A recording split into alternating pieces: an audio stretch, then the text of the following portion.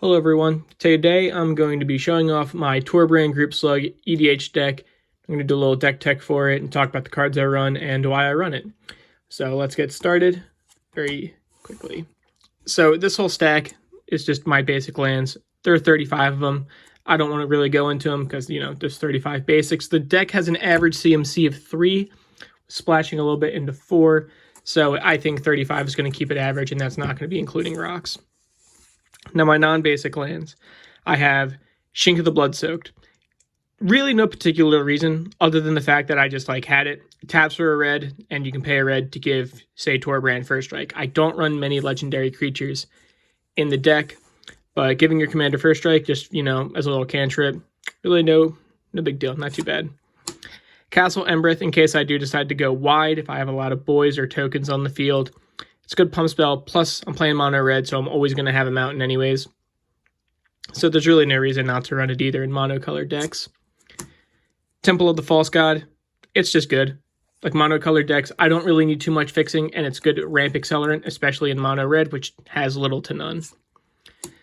And for the final land I'm going to be showing off is Myriad Landscape. Again, it's mono red, there's really no ramp, so this is kind of what you got.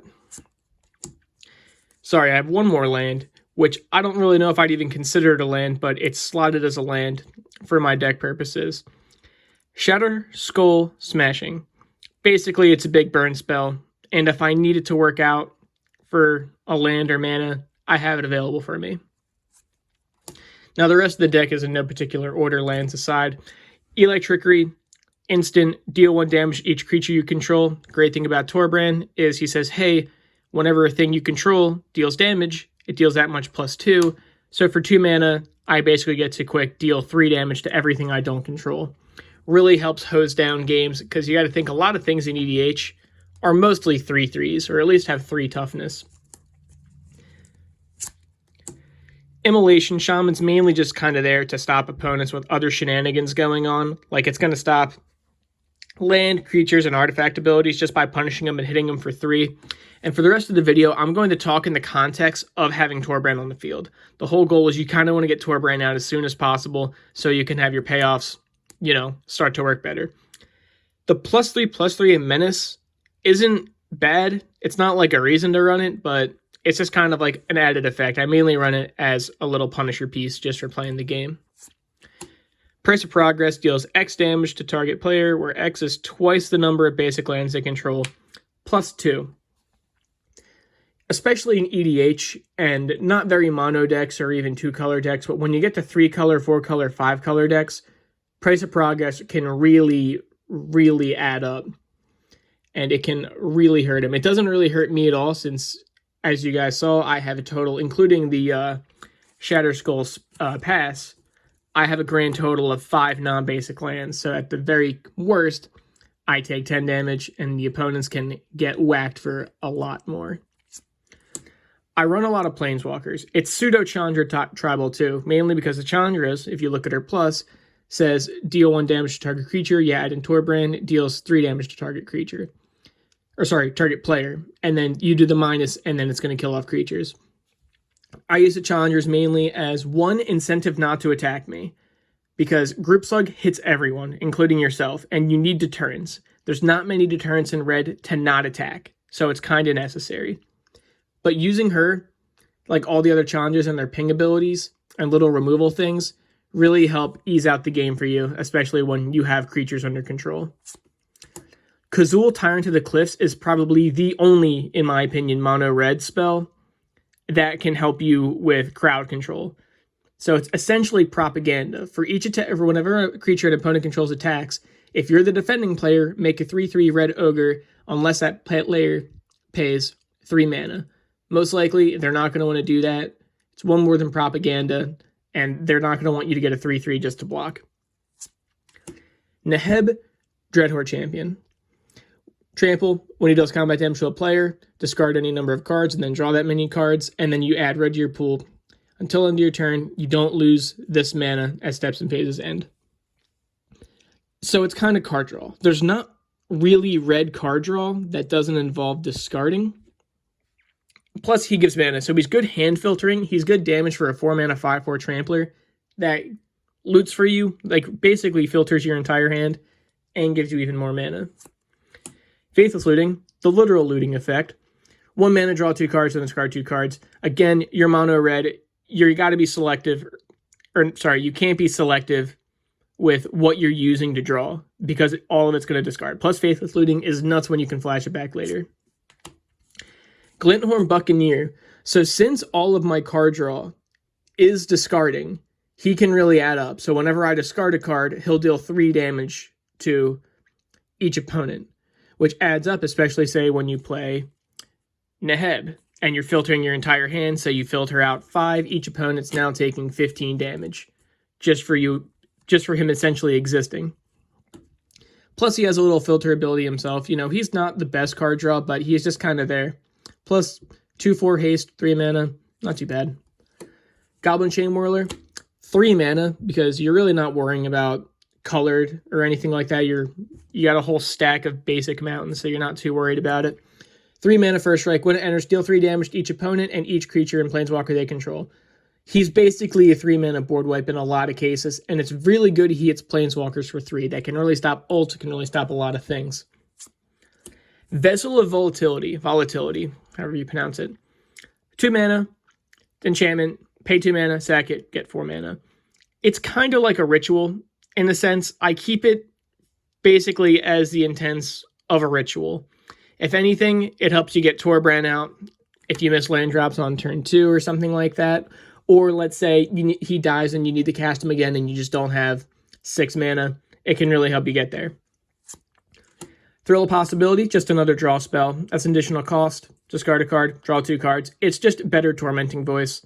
Like, Tormenting Voice is kind of an obsolete card with Thrill of Possibility in the works. Magma Quake. Deal X damage to each creature and planeswalker without flying.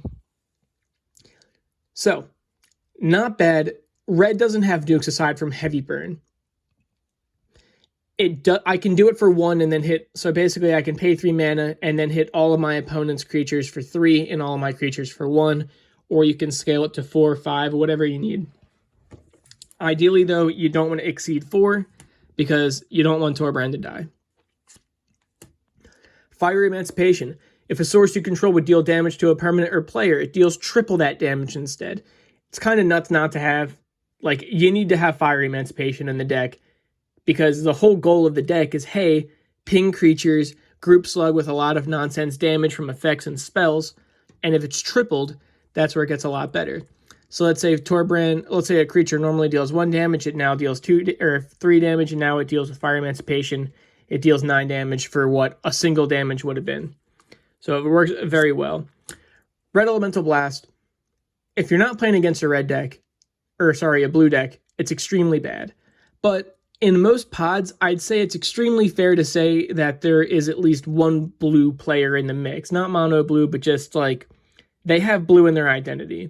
Destroying blue permanents, countering blue spells. No one really sees it coming. They really let their guard down around it. But it's just some good removal for blue. Blood Moon. It's Blood Moon. Again, I'm playing mono red. Really hurts players that run non-basic lands.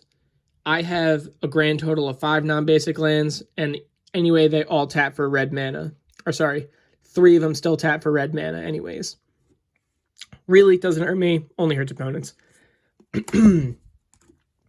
Circle of Flame, aside from Kazul, is an excellent reason for opponents not to attack you, especially when you have Torbran on the field. Whenever a creature with flying attacks you or a planeswalker you control, Circle of Flame deals 1 damage to that creature. With Torbran, it deals 3 damage. So they're not going to attack you with anything 3 or toughness 3 or less, because it'll just die with this, assuming it doesn't have flying. Doesn't work on flying, but let's say most creatures in EDH don't have flying. Like, most tokens don't, unless they're spirits or birds for some reason. But it takes care of your elves, it takes care of your goblins, it takes care of your zombies and that like. Roiling Vortex. I used to run Sulfuric Vortex in this deck. Now I don't. I swapped it out for Roiling Vortex. It's a mana cheaper. It does essentially the same effect at -1, so it's really, instead of dealing 4 damage, it's going to deal 3 damage. But the reason I like it better is because when a player casts a spell, if no mana was spent to cast that spell, it deals 5 damage to that player, which is really going to be 7 damage. So it's going to get around copying spells. It's going to get around Storm. It's going to get around basically anything that your opponent could do for free. It's a big punisher, and then your opponents can't gain life this turn if you want to pay 1 mana. It's not a big deal, but you have the option. But yeah, really let me know in the comments if you guys think Sulfuric Vortex or Roiling Vortex is better. I'd love to know your opinions and thoughts, but those are mine. Vandablast. It's Vandablast. A lot of artifacts can be an issue in EDH, especially if you're playing against an artifact deck and paying 5 mana to blow them up. Very, very good. Goblin Sharpshooter.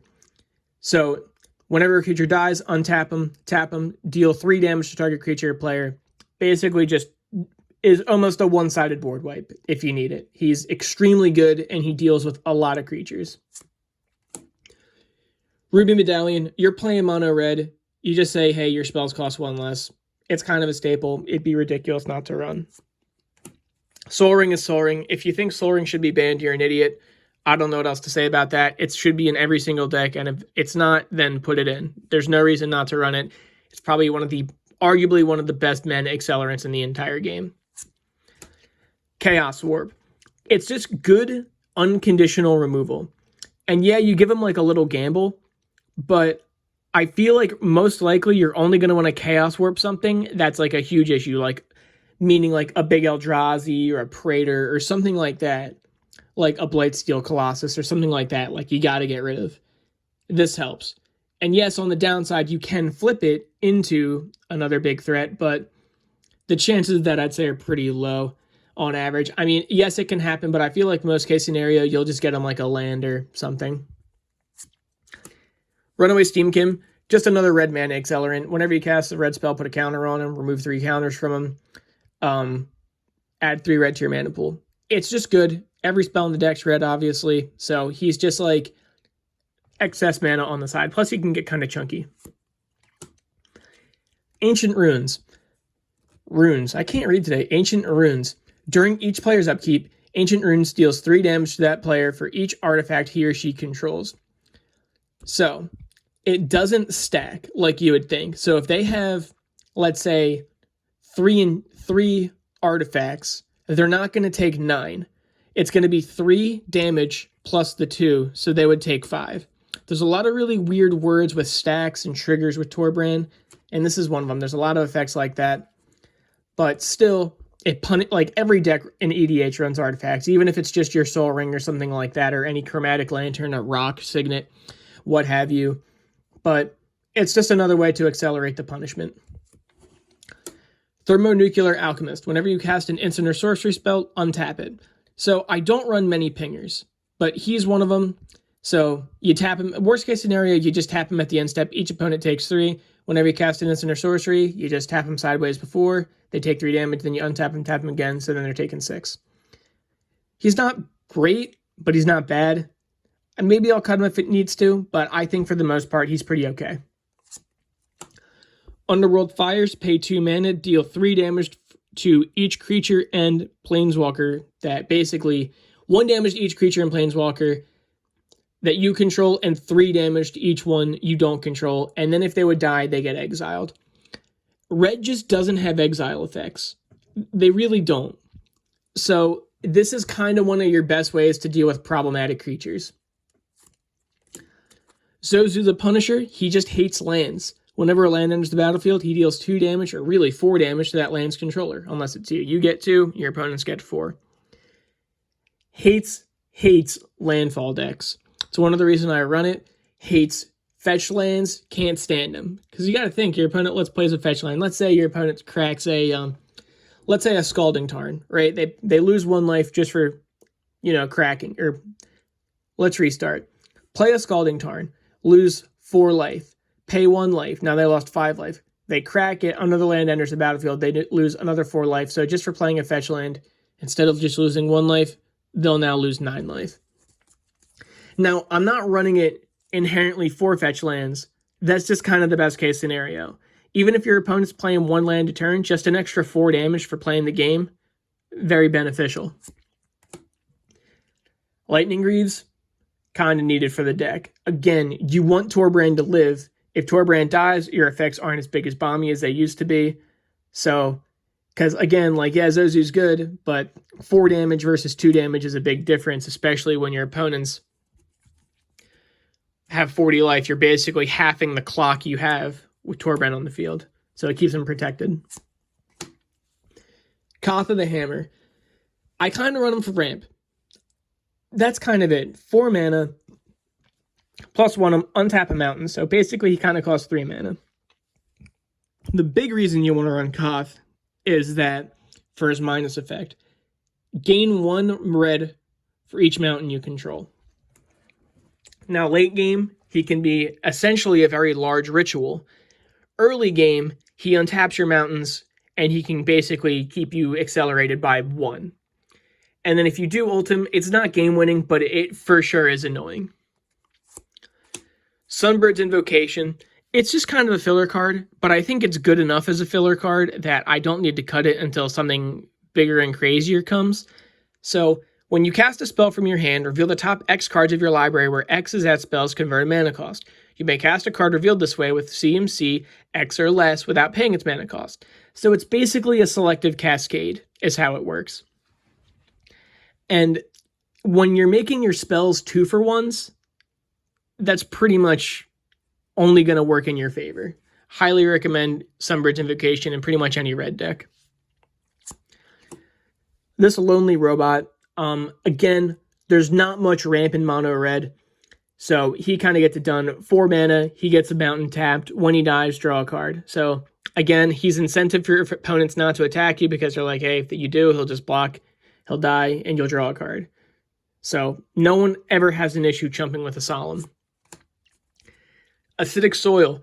Acidic Soil deals 1 damage to each player for each land he or she controls. Again, it's kind of like Ancient Runes, where, let's say, opponent has 10 lands, they're not going to take, with Torbran, they're not going to take 30, they're going to take 12. And in the grand scheme of things, 3 mana to deal 12 damage to everyone, assuming everyone has 10 lands, seems pretty fine. Again, the deck isn't meant to kill people in 1 turn. It's a slow but sure burn that really wears people down. Blazing Volley, 1 mana, deal 3 damage to each creature your opponents control. That's just it. It's basically a pseudo 1 mana, not Anger of the Gods, but kind of like that without the exile effect. That's how Torbran's nukes mainly work, is it deals 3 damage to each creature you don't control. Terror of the Peaks. Excellent card. 5 mana, 5/4, flying. Spells that your opponents cast to target it cost them an additional 3 life, so it's kind of like less incentive to attack. Whenever a creature enters the battlefield under your control, Terror of the Peaks deals damage equal to that creature's power to any target. Then with Torbran, you add 2. So let's say, I don't know, a creature enters the battlefield, that's a 3/3. He's going to deal 5 damage to anything. He's just, in my opinion, I think he's a better Warstorm Surge. He costs less, and he's a 5/4 flying beater that is annoying to get rid of. Brash Taunter. Again, you're about the slow burn, and since you're taking the damage too, you don't have any life gain in mono red. You have to have incentive for your opponents not to attack you. 5 mana for an indestructible 1/1 that is essentially better Stuffy Doll, is how I look at it. So your opponents don't want to swing into him with their big beefy creatures because Brash Taunter will just eat it, and they will take a ton of damage.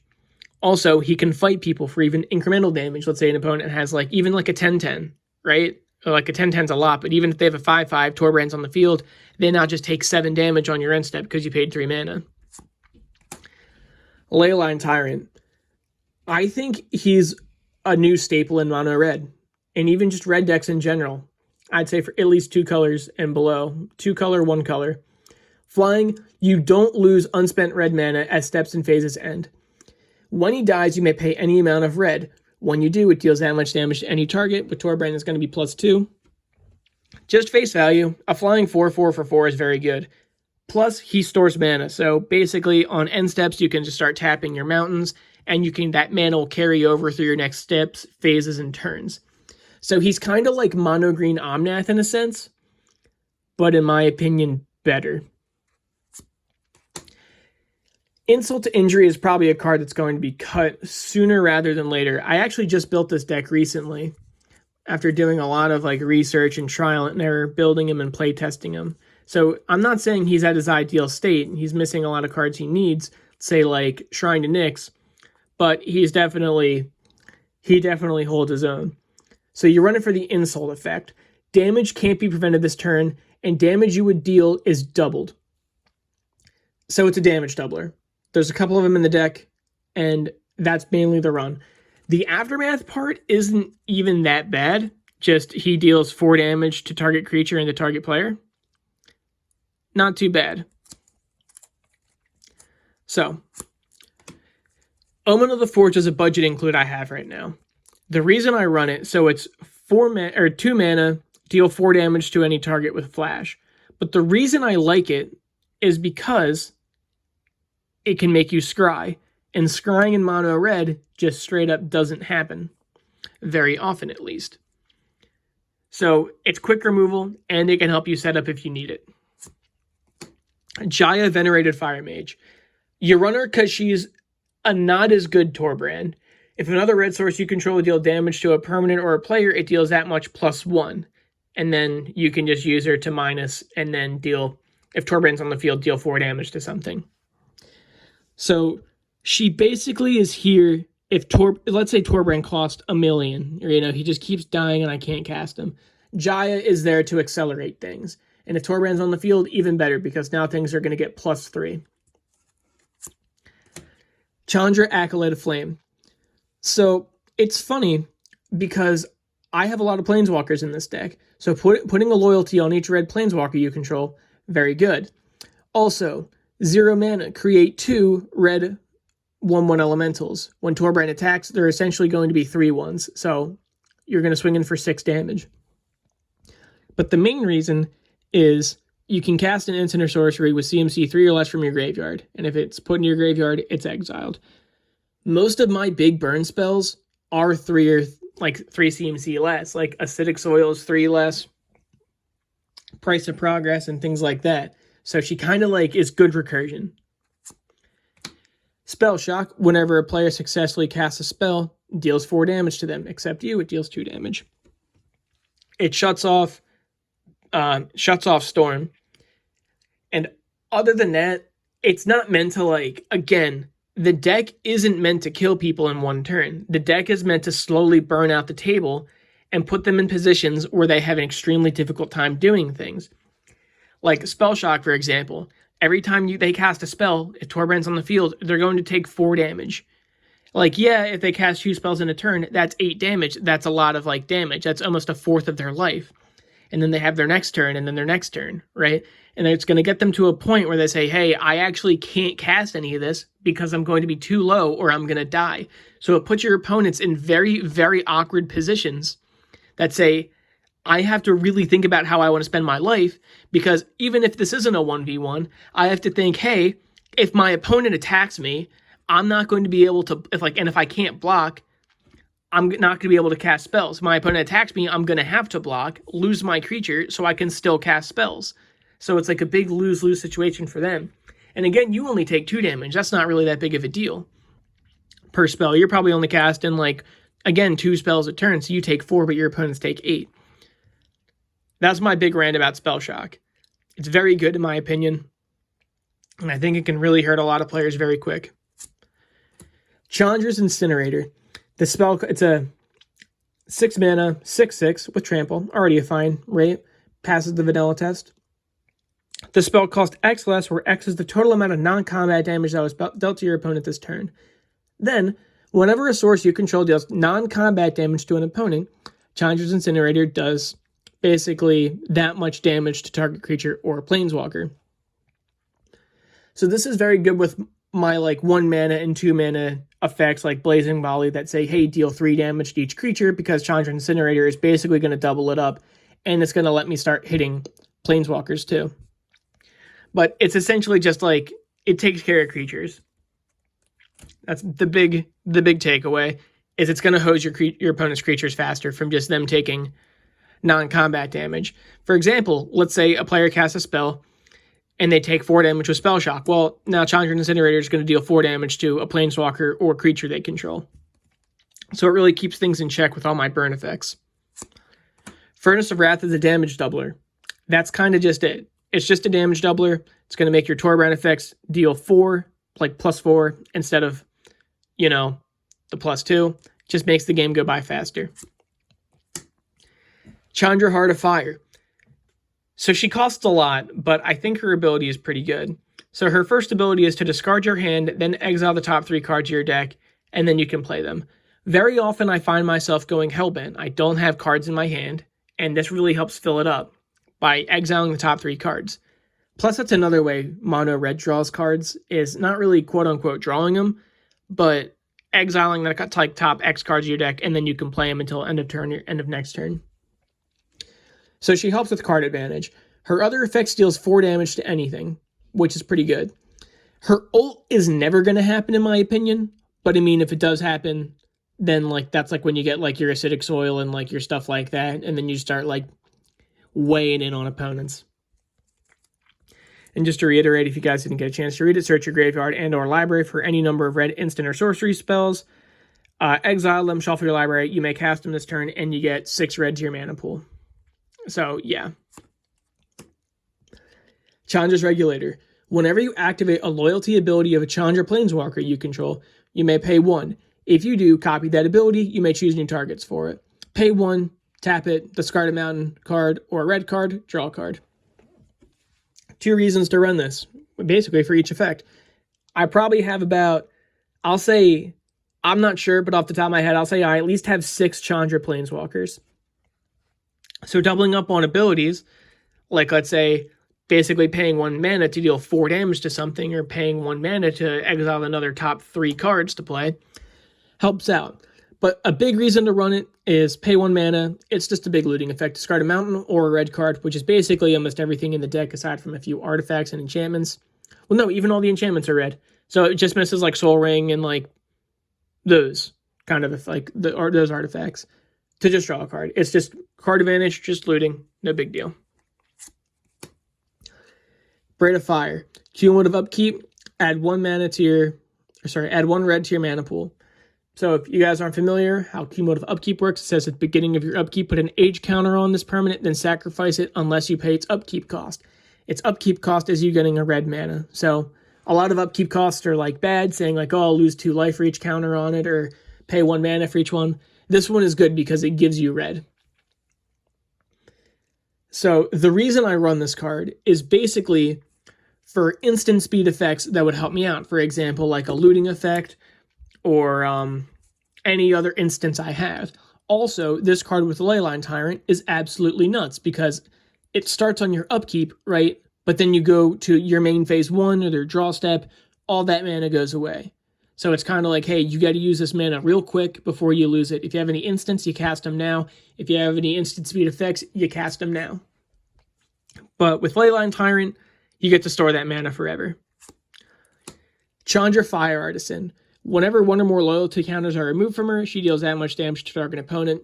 So it's an incentive not to attack her, because, hey, if you attack me and you deal 3 damage to it, you're really going to take 5 damage to your face or to one of your walkers. Plus ability, exile the top card of your deck. You can play it until the end of the turn. So it's basically a little draw.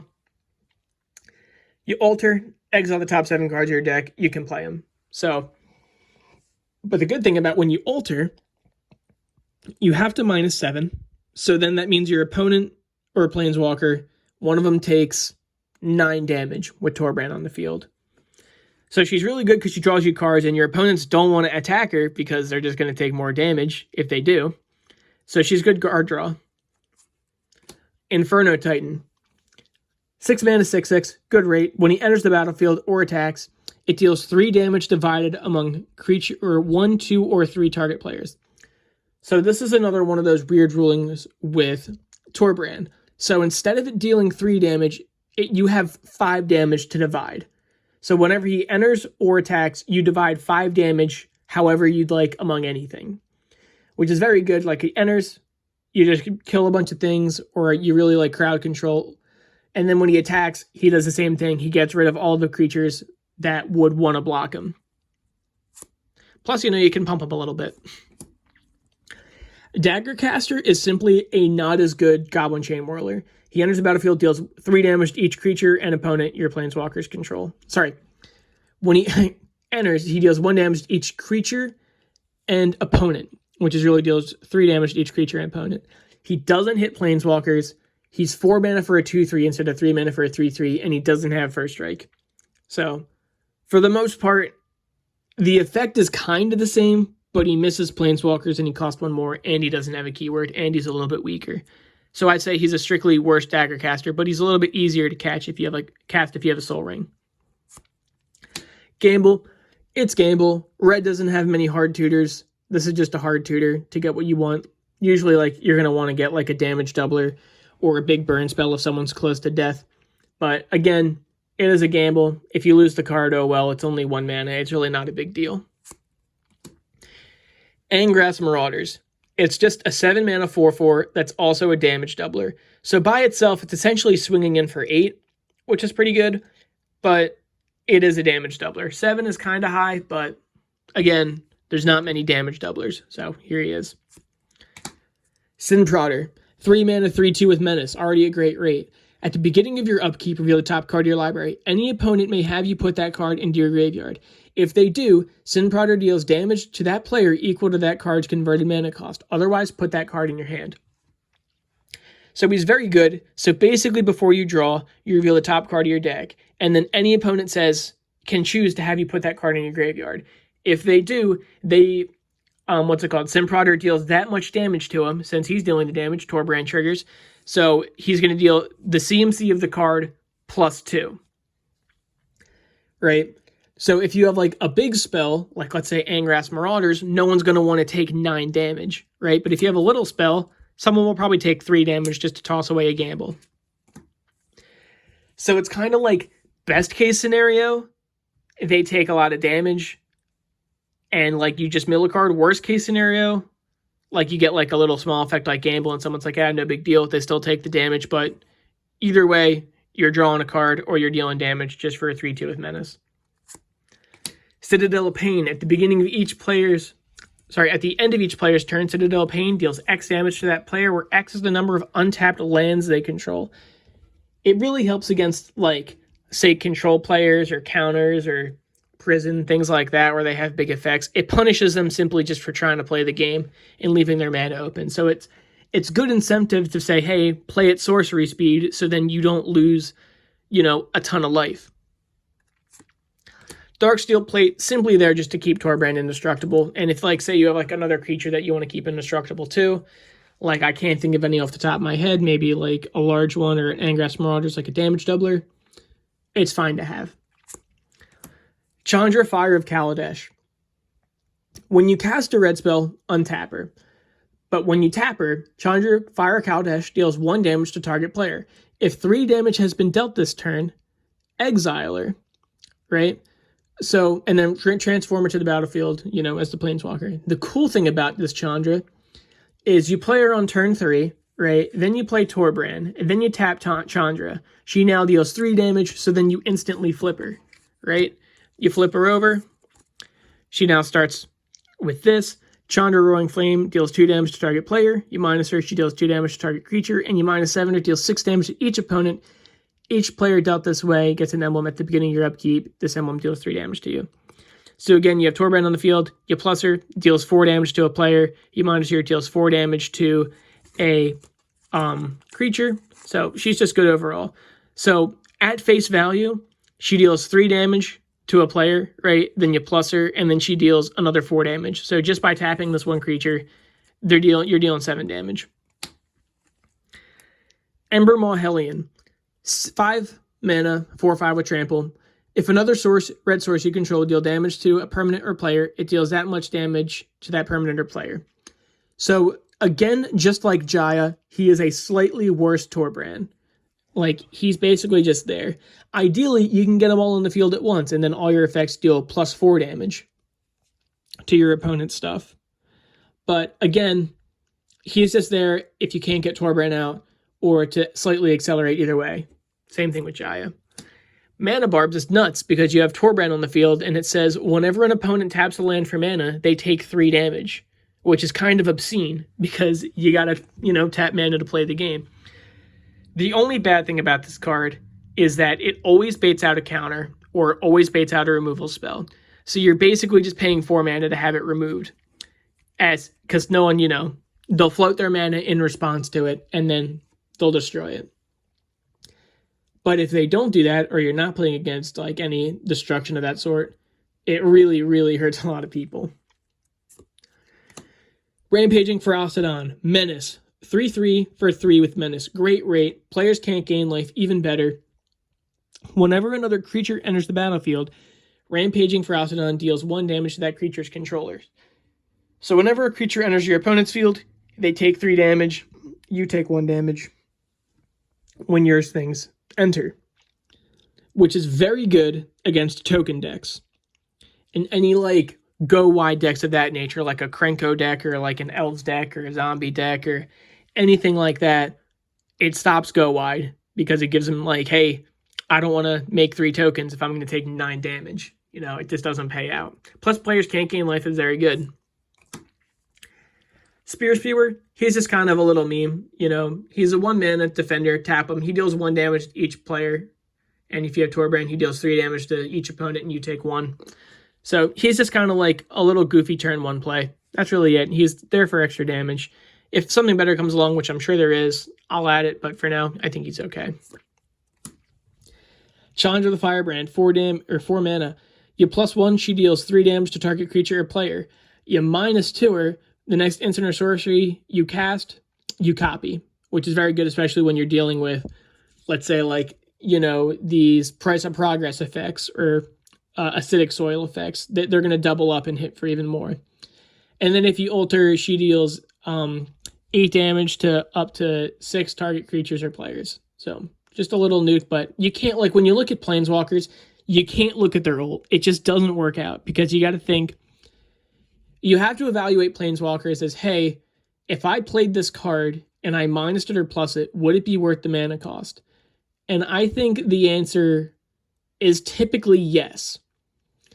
Like, for her, 4 mana to bolt something, just to target creature or player. Just so deal 3 damage for 4 mana. Not bad, especially knowing that your opponents are going to have to either A, waste a removal spell on it, or B, attack it, which means you're not taking damage, and then they're going to have to deal with whatever, your Circle of Flame effects, your Kazul attacks, your Brash Taunter effects. So they're not going to deal with it. But yeah, you're mainly going to want to run her for doubling up on a spell. Dictator of the Twin Gods is just a damage doubler. It has Flash, which is good, 5 mana. You could, like, cast it on someone's end step, or if someone's going to a big combat and they're attacking someone else, flash it in. They'll take even double damage. So, seems good. Hellrider, 4 mana, 3/3 with haste. Whenever a creature you control attacks, Hellrider deals 1 damage to the defending player. He's basically a Cavalcade, but for everything. So if Torbran's on the field at your base value, when he attacks, he's a 3/3, and he deals 3 damage to the defending player. And then if he actually deals damage, he's realistically a 5/3 because of Torbran's effect.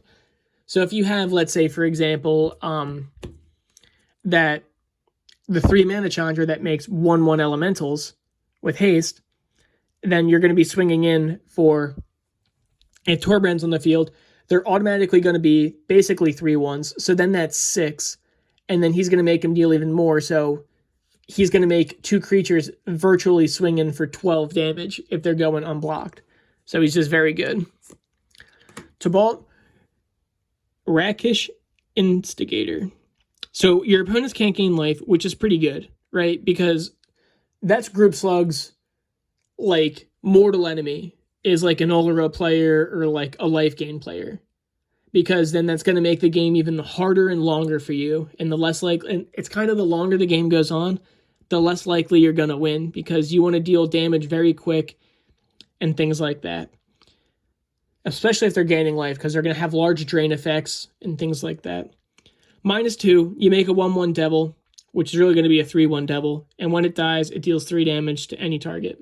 So he's not bad. At face value, he is a 3 mana, like, the way I look at Tibalt is basically 3 mana for a 3/1 that when it dies, a target creature or opponent or whatever takes 3 damage, and the creature also says your opponent's gain life. I know it's a dumb way to look at it, but I think he's fine.